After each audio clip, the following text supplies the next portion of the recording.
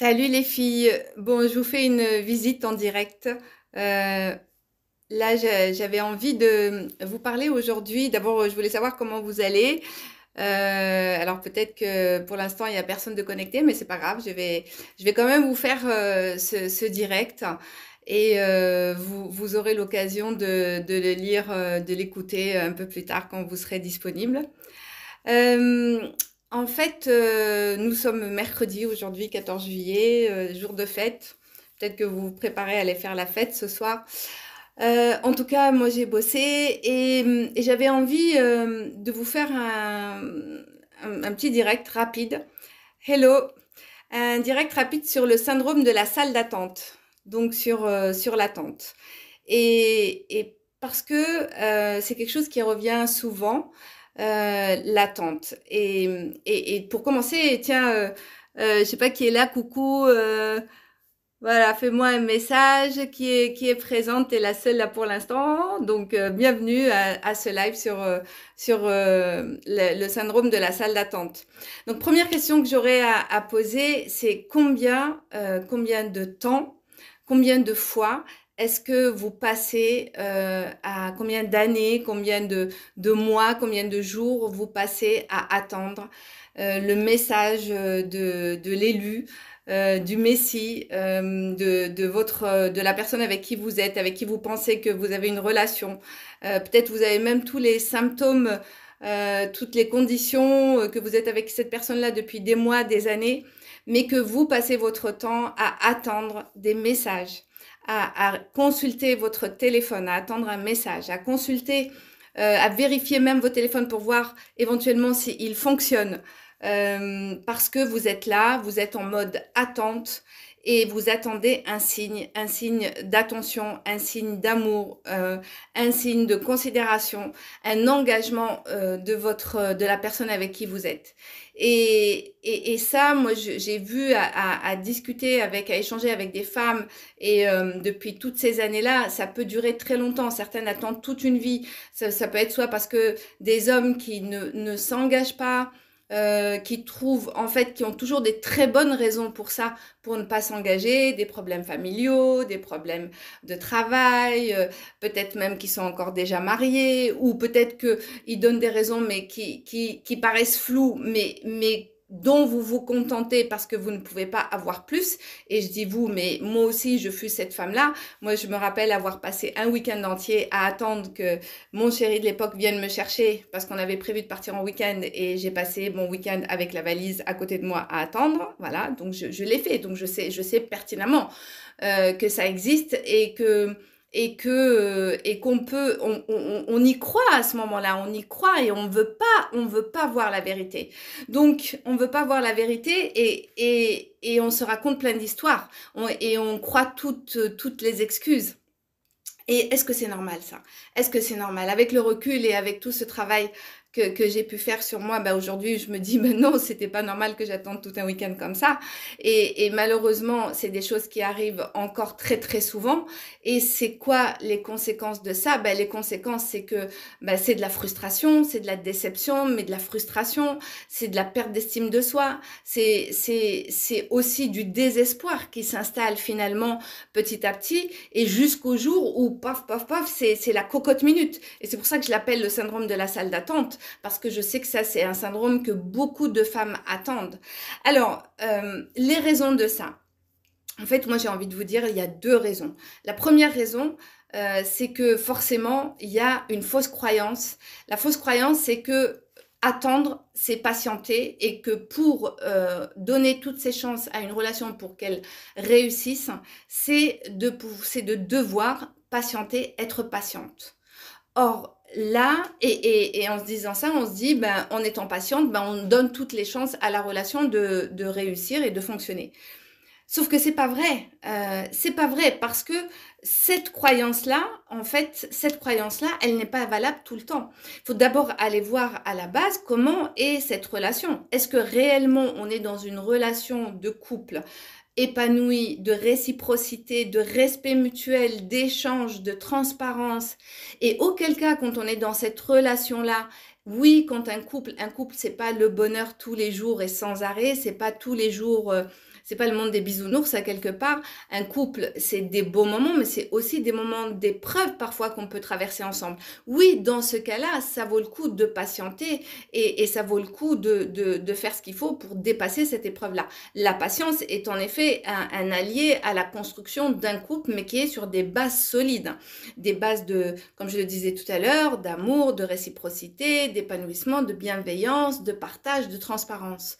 Mais si on est dans une relation qui n'est pas du tout équilibrée dès le départ, ou c'est vous qui vous retrouvez là à attendre que finalement que ce que vous espériez ou que ce que vous espérez de cette relation-là se produise en pensant qu'il va falloir être lisse et pardonner, tout pardonner à l'autre, tout accepter de l'autre et que c'est dans l'attente que les choses, c'est parce que vous allez attendre que les choses vont arriver, parce que l'autre, il est plus dans une démarche où lui, il n'ouvre pas son monde, il n'a pas ouvert son agenda, il vous case éventuellement quand lui, il a du temps, ben là, non, là c'est un manque de lucidité, ça c'est de refuser de voir la réalité, ça c'est se raconter des histoires et c'est ne pas vouloir aussi affronter la réalité. Et ça, pourquoi? Ben souvent derrière, il y a des peurs.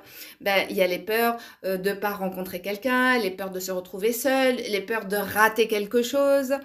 Et tout ça, ça parle de quoi? Ben, ça parle de deux choses. Ça parle d'une première chose, c'est que, en fait, ben, ça veut dire que soit déjà, on n'est pas au clair par rapport à sa vision, par rapport à ses besoins, par rapport à ce que l'on veut et qu'on manque de confiance par rapport à ça. On ne sait pas où on va, on ne sait pas ce qu'on veut.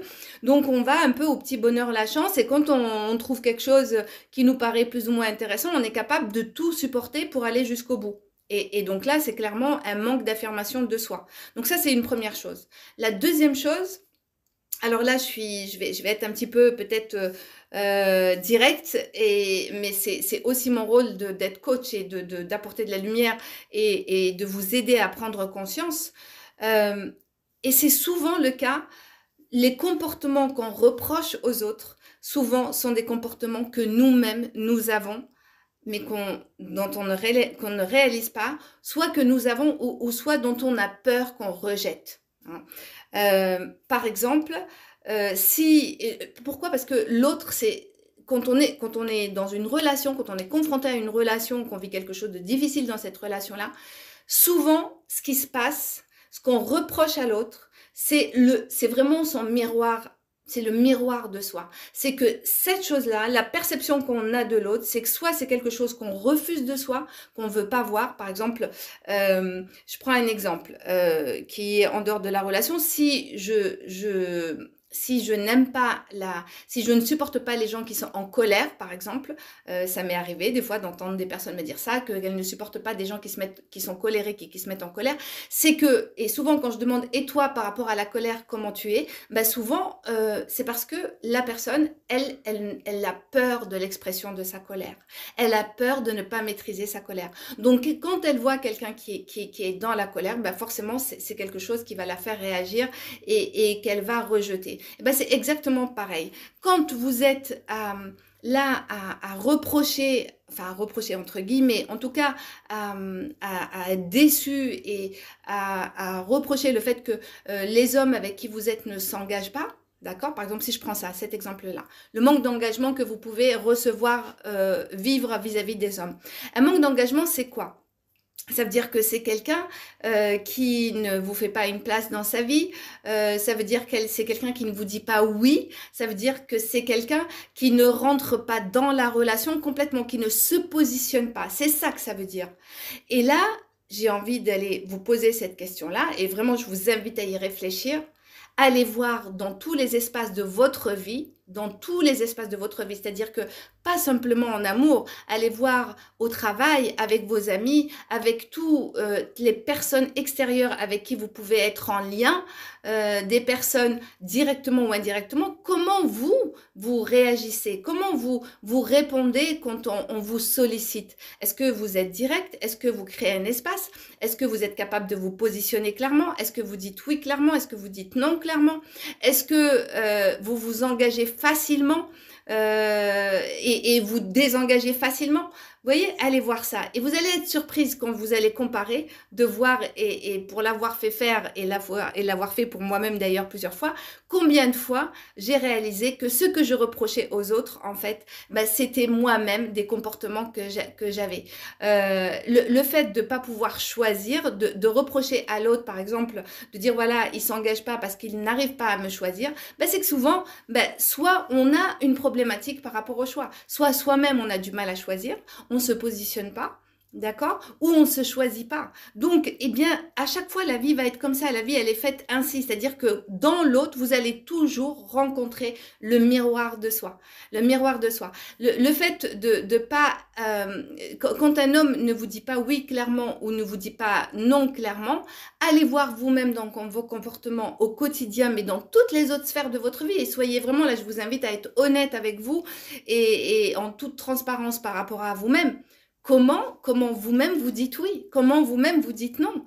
Est-ce que c'est quelque chose que vous faites facilement et de façon sincère, de façon franche, de façon authentique? Est-ce que vous-même, vous ne faites pas attendre les autres?